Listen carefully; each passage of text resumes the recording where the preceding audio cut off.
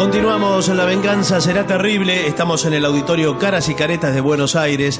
Mañana también, y será la última presentación en Buenos Aires con público en el Caras y Caretas antes del viaje a Europa. O sea, si quieren venir, vengan mañana. Muy bien. Hablaremos, hablaremos esta noche de las falsificaciones de Annio da Viterbo.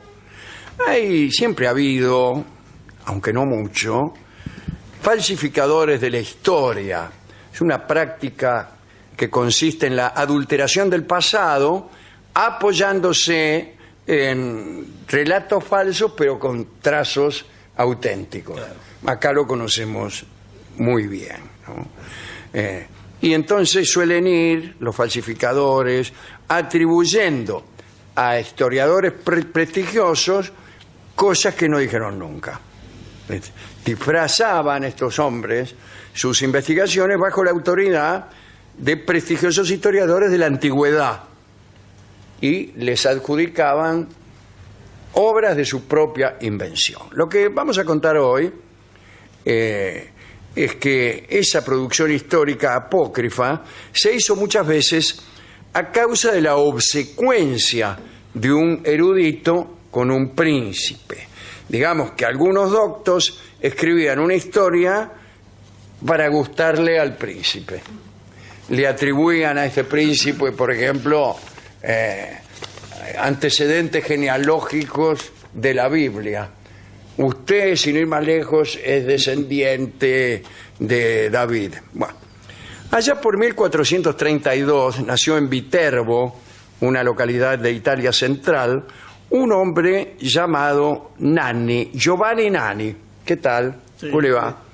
Ingresó a la orden dominicana siendo muy joven, obtuvo el grado de maestro de teología, fue muy estimado por los papas Sixto IV y Alejandro VI, el Papa Borgia, que lo convirtió en el maestro del Sagrado Palacio en 1499.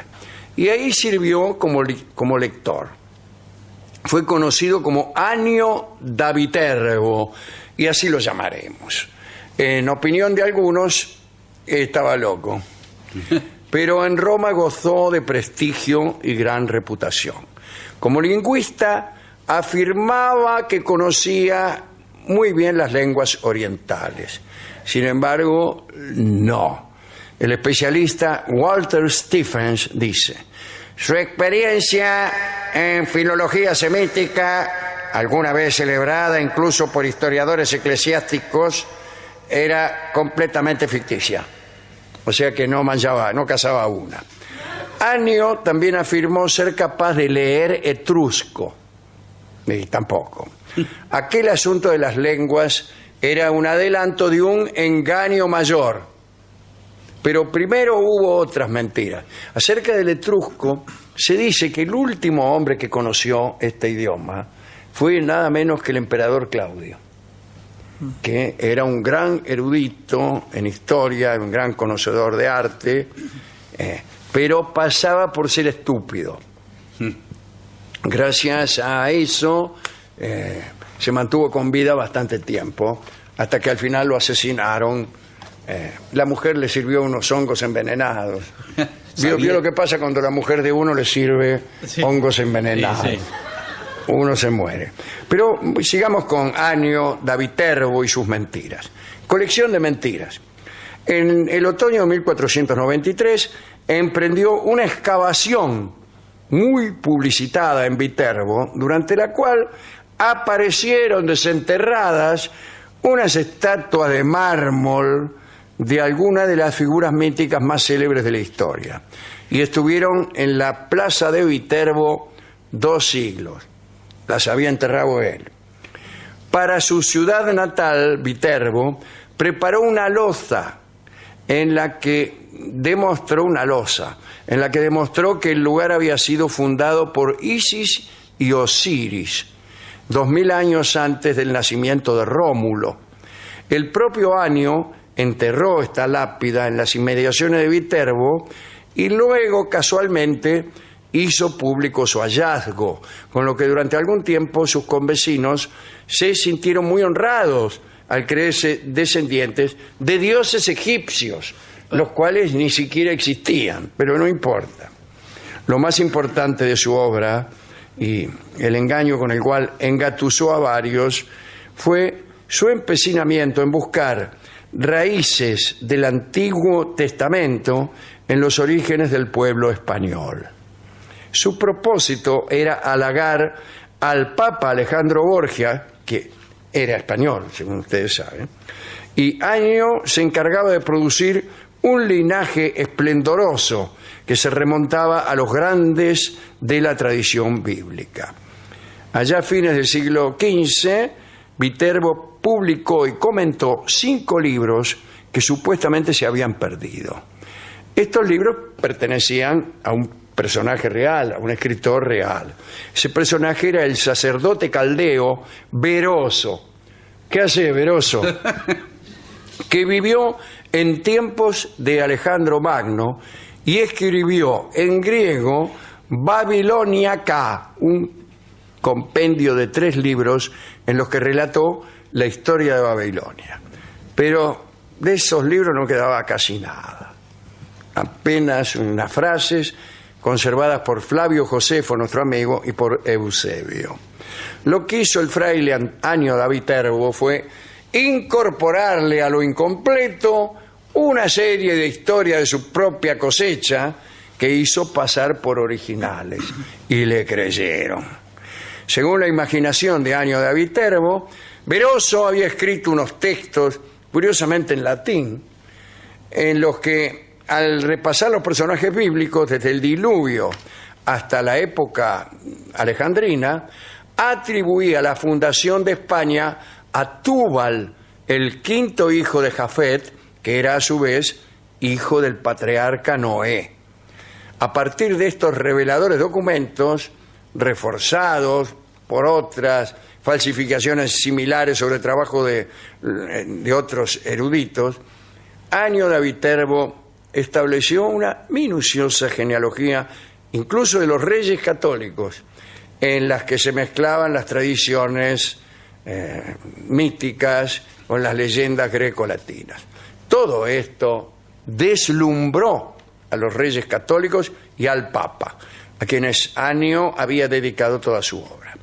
Isabel y Fernando, con su linaje bíblico, justificaron, entre otras cosas, su persecución a pueblos no cristianos. Según Beroso, según el Beroso apócrifo, descubierto y estudiado por Año da Viterbo, Túbal, el hijo de Jafet y descendiente de Noé, había huido a la península ibérica tras la dispersión que siguió al fracaso de la Torre de Babel, lo que ocurrió exactamente 131 años después del diluvio universal. Llegado hasta las tierras mencionadas, en España, Túbal se convirtió en realidad en el primer rey de España. De este modo se creó con él una sola monarquía en todo el territorio ya desde el principio de los tiempos. Túbal fundó la ciudad de Noega en recuerdo de su abuelo Noé y también inventó la gaita. ¿Ah, sí? Esto no es un detalle menor, que ya hayan inventado la gaita. Uno siempre se pregunta, ¿quién habrá inventado la gaita? Bueno, Túbal, el nieto de Noé.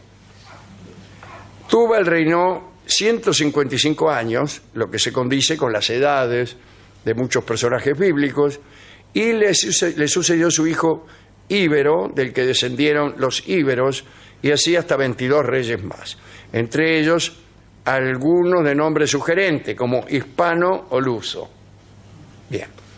Pero además de la construcción de semejante dinastía bíblica y de la aparición de un pasado profundo para presentar procedencias de una nobleza irreprochable, se aseguraba que con Túbal había llegado algo más importante aún, nada menos que una lengua. Parece que Túbal hablaba castellano. En los textos apócrifos de Beroso se afirmó que el castellano descendía de Túbal, y de este modo, para beneplácito del Papa Borgia y de los reyes Fernando e Isabel, la lengua española era una lengua bíblica. Citemos a Humberto Eco. Como consecuencia de ese origen, la calificación de lengua babélica se convierte en España en blasón de antigüedad y nobleza. Anio da Viterbo logró engañar a eruditos de mucho prestigio, como el zamorano Florián de Ocampo y el guipuzcoano. Guipuzcoano es. Iba a decir al revés, le iba a poner la Z antes. Esteban de Garibay, era guipuzcoano. En sus respectivas obras, los 4 libros primeros de la Crónica General de España o Ilustraciones genealógicas de los católicos reyes de las Españas, y esos libros dieron por válidas las investigaciones de Anio da Viterbo. Tiene razón. Durante más de un siglo se creyó en todos sus escritos. Alejandro VI y los reyes católicos se fueron a la tumba creyendo que tenían linaje bíblico comprobado. Pero Anio da Viterbo terminó mal.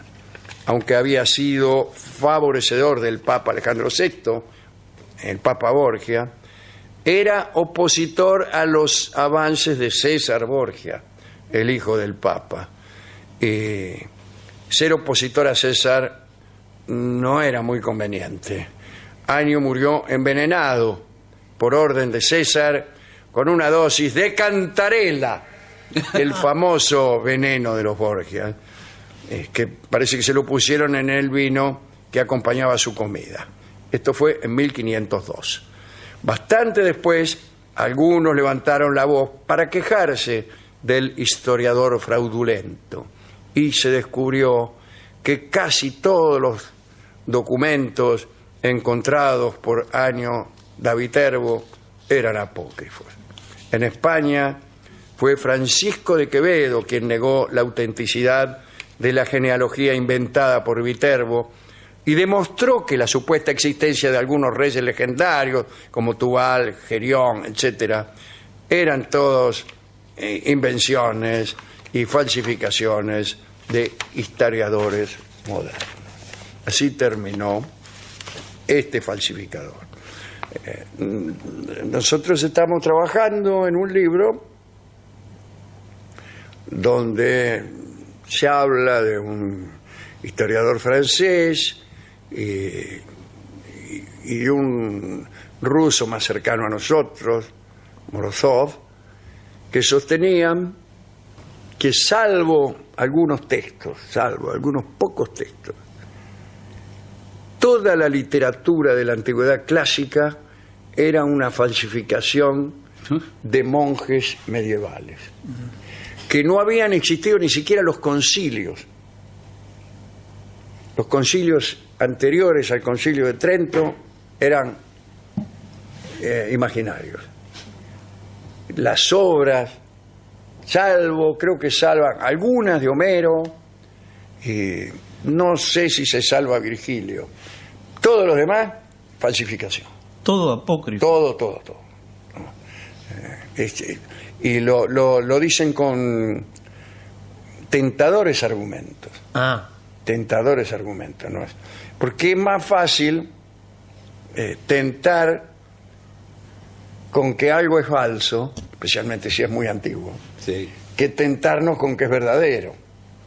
Claro. Usted encuentra algo, lo que sea, Sí. lo encuentra en una tumba o lo encuentra en la calle y dice texto escrito por San Pedro en el año 46 de nuestra era, y ¿qué dice? Texto de San Pedro. Aquí estoy, bla, bla, bla, qué sé yo. Sí. ¿Usted qué piensa? Debe ser falso. Sí, claro, debe Sí, ser falso. sí. Entonces, las opiniones de Morozov y del otro francés, Jean Arduin se llama el otro, el francés, que es anterior, ese es de 1600 y pico. Y Morozov es casi de este siglo, del siglo pasado, del siglo XX. Bueno, los argumentos para decir Homero es falso siempre han tentado. Pero bueno, Todo esto se lo comentamos a nuestro operador. Estaba pensando en el libro de La venganza será terrible. Sí. Es verdadero. No sabemos. Pero ¿cómo? Creo que es una falsificación de Dorio. El verdadero lo escribió Rolón y todavía no lo dio a Todavía conocer. no lo dio a conocer. No fue editado. Nos dio el discotecario una tonada salteña que se llama justamente Mentiras, que fue compuesta pensando en Año David Terbo, No creo. y que canta con guitarras en una curiosa versión Julio Sosa. Ah. Adelante.